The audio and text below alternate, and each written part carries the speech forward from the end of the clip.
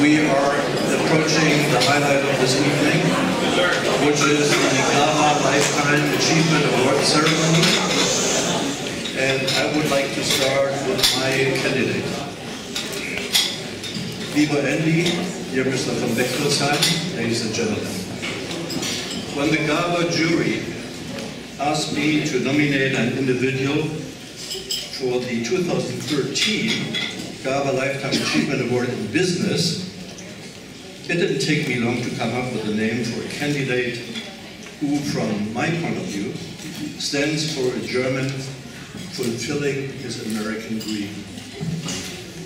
I assume that many of my fellow Germans in this room, including myself, came to this country with the American dream in their luggage.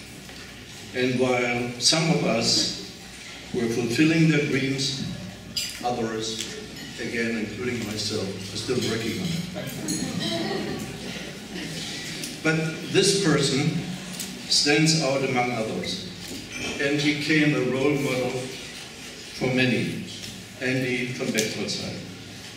Well, who is this Andy von Bechtolsheim? And why do I think he should be recognized with the GABA Lifetime Achievement Award? Here's a little bit about Andy.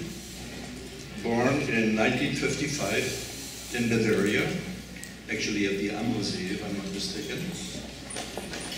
Andy started already as a little boy, questioning so many things we probably took for granted at his age.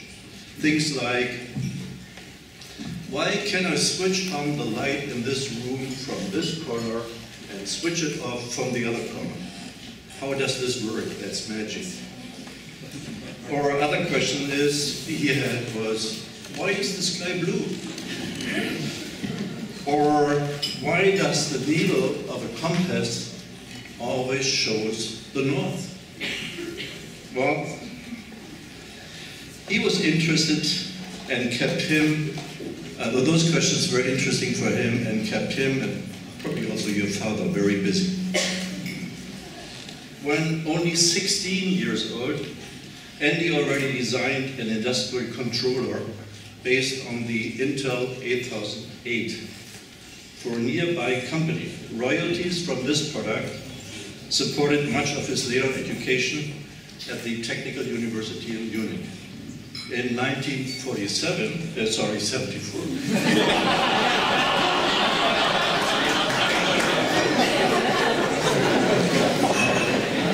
Andy won the National Prize for Physics of Jugendforscht.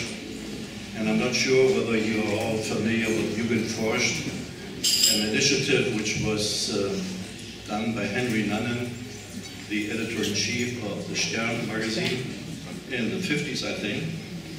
It's a German youth science competition with 10,000 participants every year.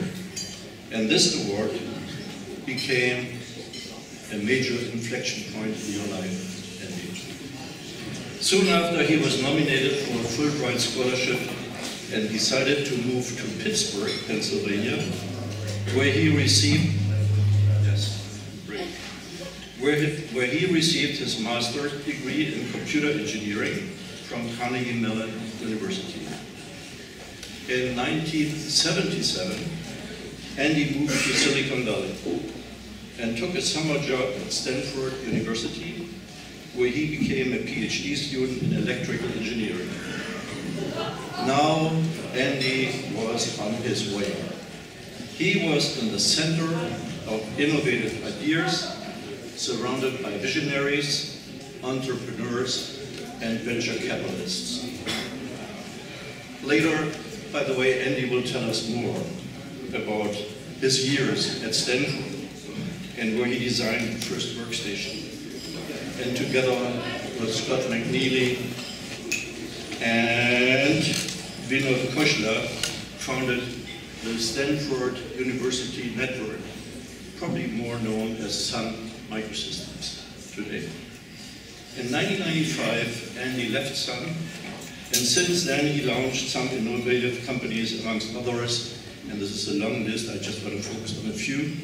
Granite Systems, Kilia, and Arista Networks, where he still is the Chief Development Officer today.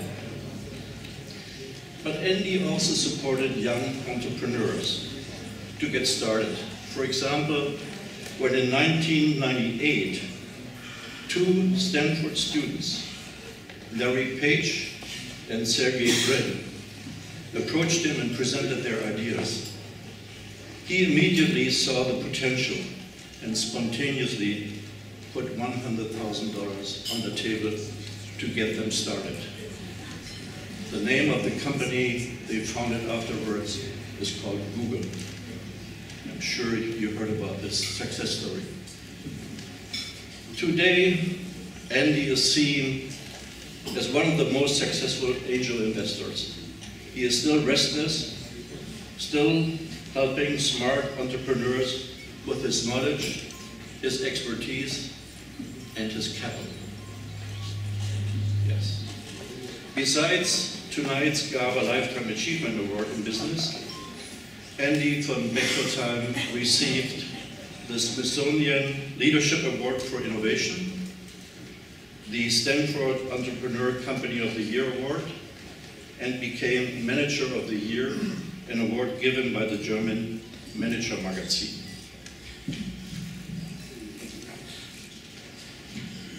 Andy is a member of the National Academy of Engineering, and in 2009 he gave the opening keynote speech at the International Supercomputing Conference. I think it was in Hamburg, Germany, right? And now please help me to welcome tonight's award winner, Andy von Bechtolsheim.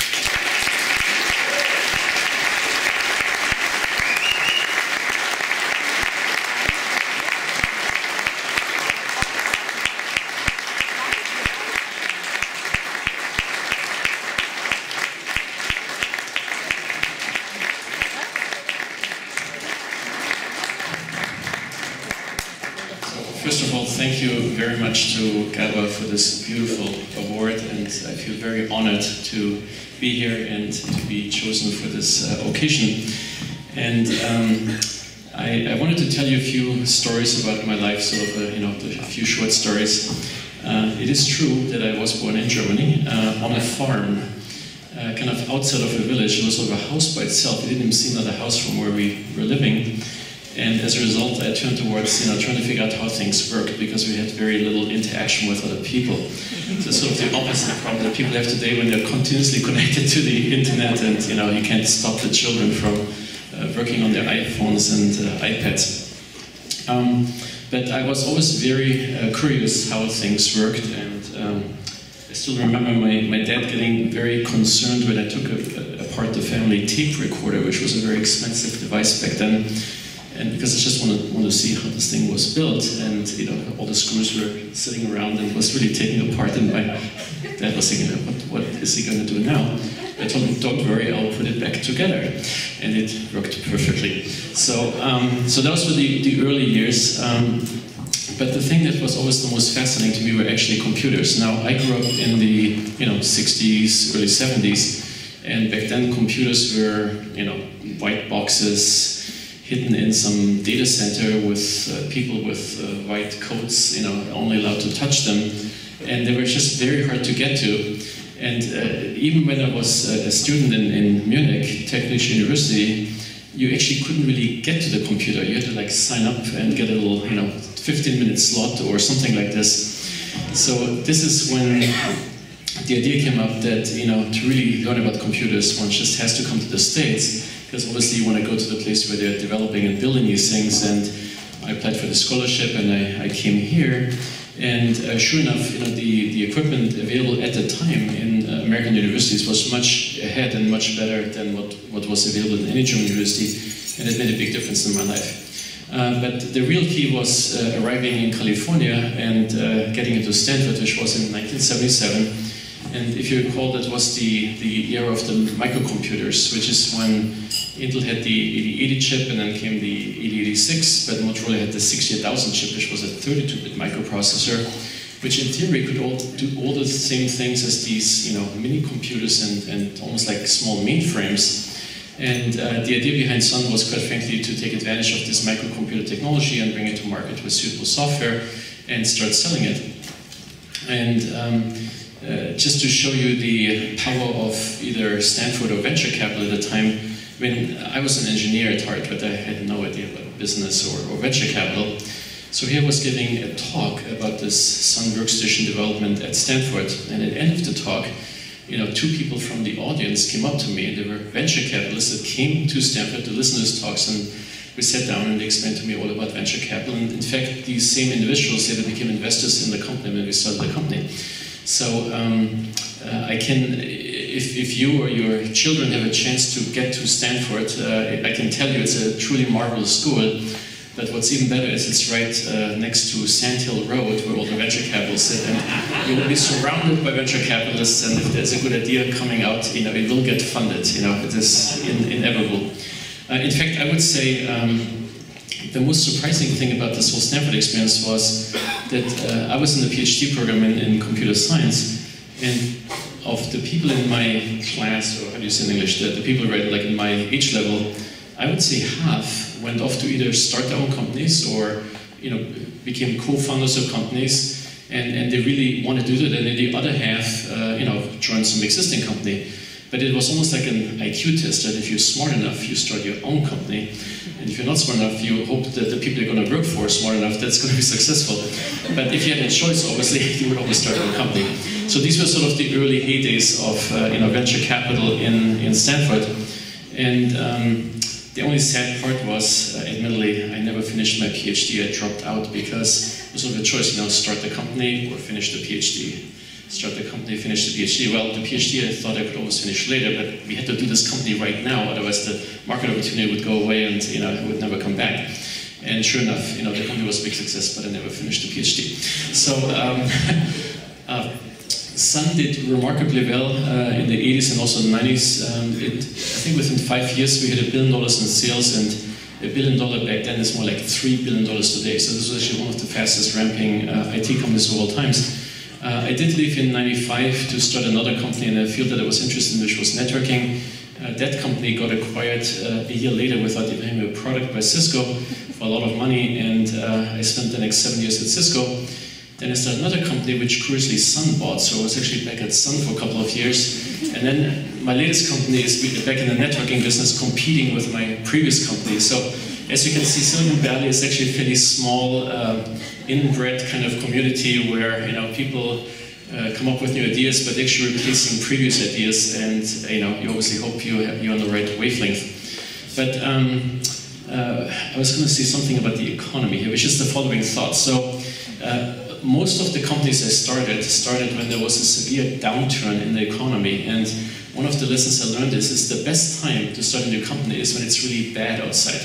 Sun started I came to the US in 1975, which was sort of at the peak of the oil embargo, and the stock market was like way in the basement. But I didn't really know about this because the fascination for me was just all this new technology. Sun started in 1982, which is when I think the Dow Jones was at 1,000 or something like that. It was like interest rates were at 18%, and people thought the world would never recover. My most recent company started shipping product in 2008. Just before the financial recession, and in fact our very first customer was Lehman Brothers. It's a true story. They went bankrupt a week after we shipped the product. Great. But the business picked up 6 months later. Now what happened was the IT center got sold to Barclays, and we called them up saying, "Can we get this stuff back?" And said, "Don't worry, Barclays." And Barclays is a good customer now, so never give up on your customers. In any event. So, it's not clear what the economy is going to do here. Everybody's worried about Europe and everything, basically. But there's always new opportunities driven by new technologies and new ideas and smart people. And it's really the ability to identify good ideas that, sets Silicon Valley apart, and sort of the social networks and the kind of communications, we have here, where these ideas go around more and people can communicate and exchange ideas much more easily than anywhere else in the world. So I actually believe the secret sauce of Silicon Valley is this sort of network of people that actually talk to each other, including this very organization here. So I'll leave it at this, but thank you very much for this beautiful award, and I will be around if you want to talk about startup ideas or business plans. I'll be here all evening. Thank you.